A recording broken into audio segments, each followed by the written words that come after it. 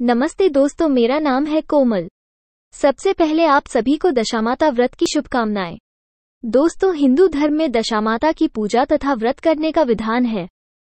माना जाता है कि जब मनुष्य की दशा ठीक होती है तब उसके सभी कार्य सही ढंग से होते हैं, किंतु जब यही दशा प्रतिकूल हो जाती है तब मनुष्य को बहुत परेशानी होती है। इन्हीं परेशानियों से मुक्ति पाने के लिए इस व्रत को करने की मान्यता सदियों से चली आ रही है। तो आइए सबसे पहले दशामाता को नमन करते हुए दशामाता की 10 कहानियों में प्रथम कहानी सुनते हैं। दशामाता व्रत की प्रामाणिक कथा के अनुसार माना जाता है कि प्राचीन समय में राजा नल और उनकी रानी दमयंती सुखपूर्वक राज्य करते थे। उनके 2 पुत्र थे। उनके राज्य में प्रजा सुखी और सुविधा संपन्न थी। एक दिन की बात है कि उस दिन होली दहन का दिन था। एक ब्राह्मणी राजमहल में आई और रानी से कहा, रानी जी दशा का डोरा ले लो।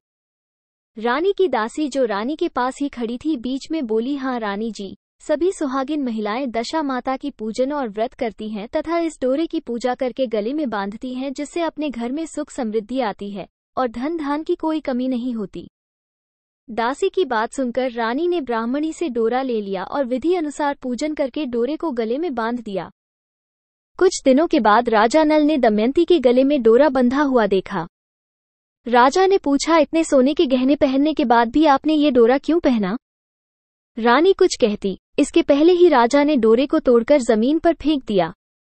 रानी ने उस डोरे को जमीन से उठा लिया और राजा से कहा, स्वामी, ये तो दशामाता का डोरा था, आपने उनका अपमान करके अच्छा नहीं किया।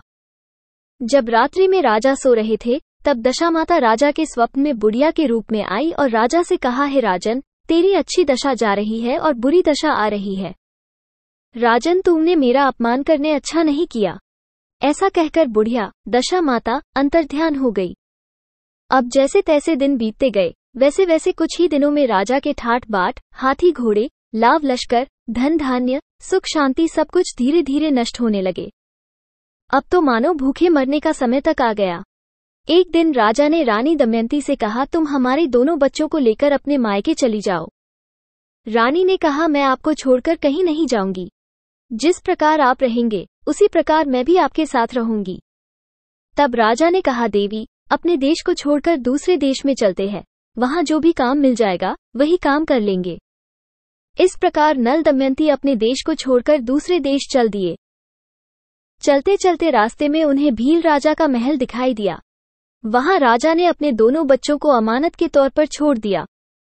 राजा रानी आगे चले तो रास्ते में राजा के मित्र का गांव आया। राजा ने रानी से कहा, चलो हमारे मित्र के घर चले।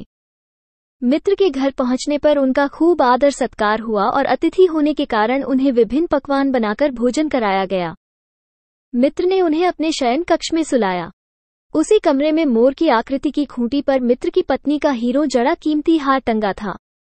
मध्यरात्रि में रानी की नींद खुली तो उन्होंने देखा कि वह बेजान खूंटी हार को निगल रही है।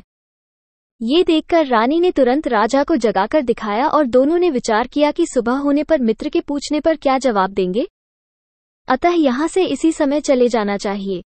राजा रानी दोनों रात्रि को ही वहां से चल दिए। सुबह होने पर राजा के मित्र की पत्नी ने खूंटी पर अपना हार देखा। हार वहां नहीं था।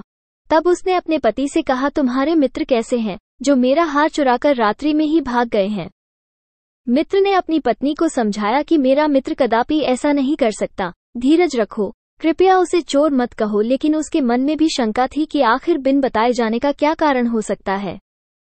उधर राजा नल की बहन का गांव आया। राजा ने बहन के घर खबर पहुंचाई कि तुम्हारे भाई भौजाई आए हुए हैं। खबर देने वाले से बहन ने पूछा, उनके हाल चाल कैसे हैं? तो वो बोला, दोनों अकेले हैं, पैदल ही आए हैं तथा वे दुखी हाल में हैं। इतनी बात सुनकर बहन थाली में प्याज रोटी रखकर भैया भाभी से मिलने आई। राजा ने तो अपने हिस्से का खा लिया, परंतु रानी ने ऐसे भोजन को जमीन में गाड़ दिया और वहां से विदा लेकर आगे की ओर चले। चलते चलते उन्हें एक नदी दिखाई दी। राजा ने नदी में से मछलियां निकालकर रानी से कहा, तुम इन मछलियों को पकाओ, मैं गांव में से रोटी लेकर आता हूँ। गांव का नगर सेठ सभी लोगों को भोजन करा रहा था। राजा गांव में गया और रोटी और कुछ पकवान लेकर वहां से चला तो रास्ते में चील ने झपट्टा मारा तो सारा भोजन नीचे गिर गया। राजा ने सोचा कि रानी विचार करेगी कि राजा तो भोजन करके आ गया और मेरे लिए कुछ भी नहीं लाया। उधर रानी मछलियां पकाने लगी तो दुर्भाग्य से सभी मछलियां जीवित होकर नदी में चली गईं। रानी उदास होकर सोचने लगी कि राजा पूछेंगे और सोचेंगे कि सारी मछलियां खुद खा गईं। जब राजा आए तो मन ही मन समझ गए और वहां से आगे चल दिए। चलते चलते रानी के मायके का गांव आया। राजा ने कहा, तुम अपने मायके चली जाओ, वहां दासी का कोई भी काम कर लेना। मैं इसी गांव में कहीं नौकर बनकर रह लूंगा। इस प्रकार रानी महल में दासी का काम करने लगी और राजा तेली के घाने पर काम करने लगा। दोनों को काम करते करते बहुत दिन हो गए। जब होली दहन का दिन आया तब सभी रानियों ने सिर धोकर स्नान किया। रानी जो दासी बनकर रह रही थी उसने भी स्नान किया।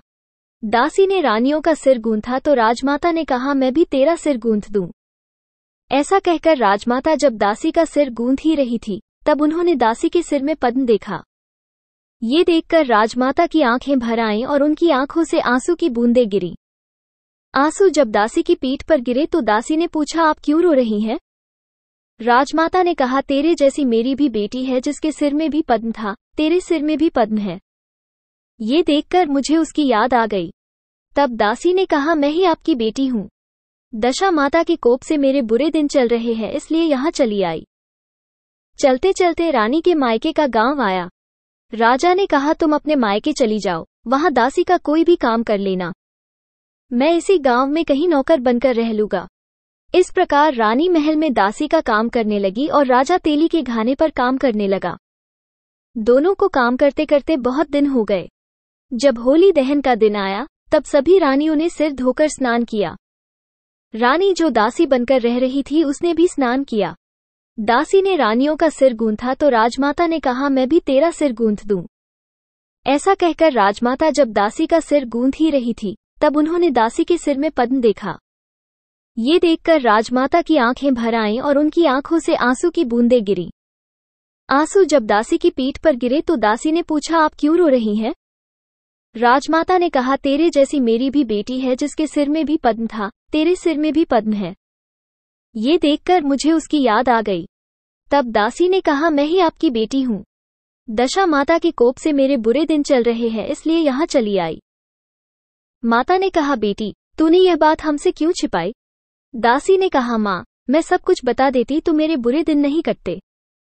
आज मैं दशा माता का व्रत करूंगी तथा उनसे गलती की क्षमा याचना करूंगी। अब तो राजमाता ने बेटी से पूछा, बेटी हमारे जमाई राजा कहाँ हैं? बेटी बोली, माँ वे इसी गांव में किसी तेली के घर काम कर रहे हैं। राजमाता के आदेश पर गांव में उनकी खोज कराई गई और उन्हें महल में लेकर आया गया। जमाई राजा को स्नान कराया, नए वस्त्र पहनाए और पकवान बनवाकर उन्हें भोजन कराया गया। अब दशामाता के आशीर्वाद से राजा नल और दमयंती के अच्छे दिन लौट आए। कुछ दिन वहीं बिताने के बाद अपने राज्य जाने को कहा। दमयंती के पिता ने खूब सारा धन, लाव लश्कर, हाथी घोड़े आदि देकर बेटी जमाई को विदा किया। रास्ते में वही जगह आई जहां रानी में मछलियों को भूना था और राजा के हाथ से चील की झपट्टा मारने से भोजन जमीन पर आ गिरा था। तब राजा ने कहा, तुमने सोचा होगा कि मैंने अकेले भोजन कर लिया होगा, परंतु चील ने झपट्टा मारकर गिरा दिया था। अब रानी ने कहा, आपने सोचा होगा कि मैंने मछलियां भूनकर अकेले खा ली होंगी, परंतु वे तो जीवित होकर नदी में चली गई थीं। चलते चलते अब राजा की बहन का गांव आया। राजा ने बहन के यहाँ खबर भेजी। खबर देने वाले से पूछा कि उनके हालचाल कैसे हैं। उसने बताया कि वे बहुत अच्छी दशा में हैं। उनके साथ हाथी घोड़े लाव लश्कर हैं। ये सुनकर राजा की बहन मोतियों की थाल सजा कर लाई। तभी दमयंती ने धरती माता से प्रार्थना की और कहा, माँ आज मेरी अमानत मुझे वापस दे दो। ये कहकर उस जगह को खोदा जहां प्याज रोटी गाड़ दिया था। खोदने पर रोटी तो सोने की और प्याज चांदी का हो गया। ये दोनों चीजें बहन की थाली में डाल दी और आगे चलने की तैयारी करने लगे। वहां से चलकर राजा अपने मित्र के घर पहुंचे। मित्र ने उनका पहले के समान ही खूब आदर सत्कार और सम्मान किया। रात्रि विश्राम के लिए उन्हें उसी शयन कक्ष में सुलाया। मोरनी वाली खूंटी के हार निगल जाने वाली बात से नींद नहीं आई। आधी रात के समय वही मोरनी वाली खूंटी हार उगलने लगी तो राजा ने अपने मित्र को जगाया तथा रानी ने मित्र की पत्नी को जगाकर दिखाया। आपका हार तो इसने निगल लिया था। आपने सोचा होगा कि हार हमने चुराया है। दूसरे दिन प्रातःकाल नित्य कर्म से निपटकर वहां से वे चल दिए। वे भील राजा के यहाँ पहुंचे और अपने पुत्रों को मांगा तो भील राजा ने देने से मना कर दिया, किंतु गांव के लोगों ने उन बच्चों को वापस दिलाया। नल दमयंती अपने बच्चों को लेकर अपनी राजधानी के निकट पहुंचे तो नगरवासियों ने लाव लश्कर के साथ उन्हें आते हुए देखा। सभी ने बहुत प्रसन्न होकर उनका स्वागत किया तथा गाजे बाजे के साथ उन्हें महल पहुंचाया। राजा का पहले जैसा ठाठ बाट हो गया। राजा नल दमयंती पर दशा माता ने पहले कोप किया और बाद में उपकार। हे दशा माता, आपने पहले जो राजा के साथ किया किसी पर मत करना और बाद में जैसी कृपा करी वैसी सब पर करना। बोलो दशा माता की जय।